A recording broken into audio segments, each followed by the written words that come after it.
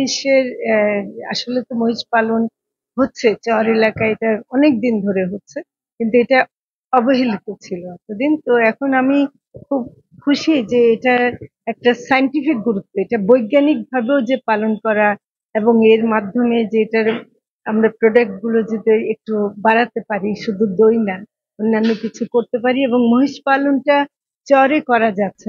সাভারে মৎস্য ও প্রাণী সম্পদ মন্ত্রণালয়ের অধীনে কোনো প্রকল্প বন্ধ হয়ে যায়নি বলে মন্তব্য করেছেন মৎস্য ও প্রাণী সম্পদ মন্ত্রণালয়ের উপদেষ্টা ফরিদা আক্তার।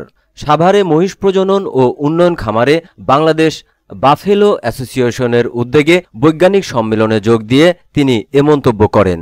মৎস্য ও প্রাণী সম্পদ মন্ত্রণালয়ের উপদেষ্টা এ সময় আরও বলেন, সারা দেশে মহিষ প্রজনন বৃদ্ধির নানা উদ্যোগ সরকার নিয়েছে। জানিয়ে তিনি আরও বলেন, সরকার দেশের মানুষের কথা চিন্তা করে আমিষের চাহিদা পূরণ করেছে, দেশের মানুষ যাতে করে কোনো কিছু থেকে বঞ্চিত না হয় সেজন্য সরকার কাজ করছে বলেও বলেন তিনি। পরে তিনি কেন্দ্রীয় প্রজনন দুগ্ধ খামারে কেন্দ্রীয় কৃত্রিম প্রজনন ল্যাবরেটরি উদ্বোধন করেন। এ সময় মৎস্য ও প্রাণী সম্পদ মন্ত্রণালয়ের সচিব আবু তাহের মোহাম্মদ জাবের সহ আরও অনেকে উপস্থিত ছিলেন।